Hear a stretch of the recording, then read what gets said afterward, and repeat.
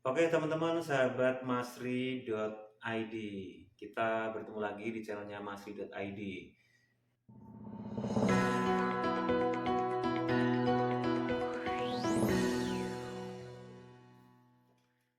Oke teman-teman, di video kali ini saya ingin sedikit flashback aja sekitar mungkin 4 atau mungkin 5 tahun yang lalu. Ketika saya memutuskan untuk melanjutkan ke jenjang perguruan tinggi di usia sudah memasuki kepala 3. Kenapa sih saya harus melanjutkan ke perguruan tinggi? Karena memang ini salah satu tuntutan dari pekerjaan saya. Pekerjaan yang saya jalani itu harus lulusan sarjana atau mungkin S1. Sebenarnya kenapa sih harus S1? Karena memang itu ada aturan dari pemerintah. Pekerjaan yang satu uni itu tidak mengharuskan untuk sarjana. Cukup minimal D1 dan sesuai dengan kualifikasi sebagai laboran, dan laboran itu memang kualifikasinya harus sesuai dengan bidangnya. Kebetulan saya itu laborin mata pelajaran kimia dan biologi, dan saya juga lulusan dari kimia, dan itu sangat linier dan itu sudah diakui. Apalagi saya sudah banyak mengikuti pelatihan-pelatihan dan bersertifikat. Itu banyak sekali sertifikat yang sudah saya lalui, mungkin sudah saya tempuh. Mungkin ada 5 atau 6 sertifikat yang sudah saya ambil. Banyak tempat, salah satunya mungkin terakhir itu di UNS Surakarta. Laboran itu harus minimal adalah S1. Mau nggak mau, saya harus mengambil itu. Ini menjadi poin akreditasi. Karena waktu itu memang saya itu sudah berumah tangga ya, sudah berumah tangga dan usia saya sudah kepala 3, saya nggak mungkin untuk mengambil jurusan atau perguruan tinggi itu yang kuliah itu reguler. Saya harus mengambil jurusan atau mungkin perguruan tinggi yang membuka kelas karyawan. Dan saya sudah mencari, bahkan saya sudah mendaftar di salah satu perguruan tinggi swasta, mengambil teknik komputer, dan saya melihat jadwalnya kuliah itu sangat padat dan sangat mungkin sedikit membebani saya ternyata, karena walaupun hanya kelas karyawan tapi itu hampir setiap hari masuk dan itu sore sampai malam, dan tidak mungkin ini saya paksakan karena pasti akan membebani saya, dan saya putuskan untuk tidak jadi kuliah di perguruan tinggi swasta yang notabene itu sebenarnya dekat dengan tempat kerja. Tetapi saya mempunyai teman yang memberikan informasi kepada saya bahwa dulu itu kan sekolah pendidikan PGSD itu kan D2 ya, D2, dan kebanyakan mereka melanjutkan S1-nya itu di Universitas Terbuka atau UT.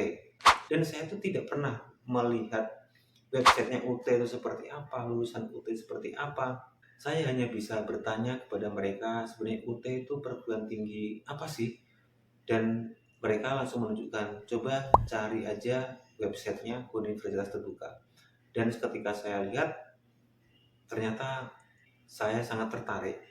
Tetapi hambatan itu masih muncul, waktu itu masih muncul. Karena apa? Karena saya juga bingung mau ngambil eh, jurusan apa, fakultas apa. Kemudian waktu itu saya melihat YouTube UT, ternyata di UT ada jurusan teknologi pendidikan, fakultasnya itu Fakultas Keguruan dan Ilmu Pendidikan. Kemudian saya kepo, sebenarnya teknologi pendidikan itu yang dipelajari apa sih? Mata kuliah yang dipelajari itu apa saja? Karena tugas guru itu kan tidak hanya mengajar, mereka juga membuat media pembelajaran, membuat sumber pembelajaran. Dah, di teknologi pendidikan itu ternyata ada semua. Entah itu caranya membuat sumber pembelajaran, membuat media pembelajaran yang berupa video, audio, produksi televisi. Ini mungkin saya ambil teknologi pendidikan, dan ternyata mata kuliah yang dipelajari masih berkaitan dengan dunia pendidikan, dan ini menjadi modal saya untuk bekerja, karena saya juga bekerja di lingkungan pendidikan. Dan akhirnya saya memutuskan untuk kuliah di UT, mengambil jurusan Teknologi Pendidikan, fakultasnya Keguruan dan Ilmu Pendidikan. Ini menjadikan pengalaman baru bagi saya, sekaligus ini menjadi kok saya menyukai dengan mata kuliah yang ada di Teknologi Pendidikan. Ketika saya waktu itu tes bekerja, itu kan ada tes psikotes namanya. Dan ternyata hasil psikotes saya waktu itu hasilnya adalah saya memang cocok untuk bekerja di desain, kemudian yang berbau teknologi-teknologi dalam mungkin edit video, kreasi dan seni dan sebagainya. Ternyata di teknologi pendidikan itu tuh banyak banget dipelajari.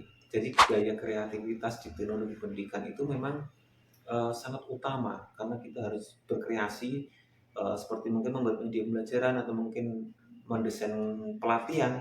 Itu membutuhkan kreativitas dan ide yang sangat tinggi, dan saya menyukai dan tertarik dengan itu. Ini mungkin yang memudahkan saya kenapa saya bisa lulus tepat waktu di UT, karena memang dari diri saya sendiri itu ternyata menyukai, dan ini mendukung saya.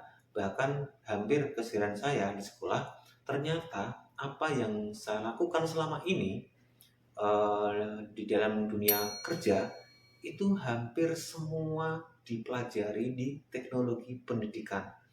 Ini yang memudahkan saya kenapa mungkin IPK saya di atas 35 ya, 3,6. Dan saya semester 1 sampai semester 5, 6 itu tidak merasa kesulitan bagi mata kuliah yang saya tempuh. Mungkin teman-teman yang tidak bekerja di lingkungan pendidikan itu mungkin kerepotan dengan itu. Tapi ketika saya sudah bekerja di lingkungan pendidikan dan mata kuliah yang dipelajari itu seputar pendidikan, ini memudahkan saya. Faktor dari diri kita sendiri itu menyukai atau mungkin sudah menekuni bidang apa. Jangan sampai teman-teman itu sangat melenceng ya. Misalnya teman-teman itu bekerjanya di pabrik atau industri, tapi teman-teman mengambilnya itu di dunia pendidikan. Atau mungkin teman-teman bekerja di notaris, mungkin teman-teman mengambilnya manajemen, itu kan sedikit melenceng. Lebih baik teman-teman mengambil hukum. Jadi intinya poin pertama adalah teman-teman ketika kuliah di UT itu coba teman-teman gali pribadi teman-teman sendiri, sukanya apa, atau mungkin pekerjaan yang teman-teman lalui atau mungkin sudah teman-teman kerjakan itu apa, mengambil jurusan apa. Kemudian memang harus teman-teman sesuaikan dengan jadwal keseharian teman-teman. Kalau teman-teman sibuk dan itu menurut teman-teman mengganggu perkuliahan daripada nanti lulusnya lama, ya teman-teman coba sesuaikan apa yang teman-teman sudah lakukan selama ini untuk menentukan jurusannya. Jadi ketika saya flashback kembali ke tahun 2018-2019, kenapa memilih UT? Yaitu tadi ternyata UT ada jurusan yang itu ternyata sesuai dengan apa yang saya lakukan selama ini di tempat kerja saya. Jadi ini faktor sangat penting dan ini faktor yang sangat membantu saya, dan saya pun lulus tepat waktu dengan IPK yang tidak kecil, 3,62. Ketika saya ditanya kenapa harus UT, sebelum masuk UT itu tidak bisa menjawab apa-apa, karena dalamnya UT seperti apa, sistem pembelajaran seperti apa, biayanya berapa, dan sebagainya itu sama sekali saya buta, tidak tahu UT itu seperti apa. Tapi ternyata ketika saya kuliah di UT, oh ternyata keunggulan di UT itu ini, ternyata keunggulan di UT ini, dan nanti akan saya buat video selanjutnya teman-teman, sharing saya kenapa harus memilih UT dan mungkin tip dan triknya belajar di UT sampai saya bisa lulus tepat waktu, mendapatkan IPK yang menurut saya tidak kecil. Jadi teman-teman sahabat masri.id, ini sharing saya terkait kenapa harus memilih UT, yang padahal dulu tuh saya tidak pernah tahu, tidak pernah terlintas untuk melanjutkan perguruan tinggi di UT. Jadi teman-teman, ini sharing saya yang pertama terkait flashback kenapa dulu harus menentukan kuliah di UT. Mohon maaf teman-teman jika ada salah kata atau mungkin video ini tidak berkenan bagi teman-teman. Terima kasih teman-teman yang sudah nonton dan mungkin sampai jumpa di sharing saya selanjutnya. Bye bye. Terima kasih.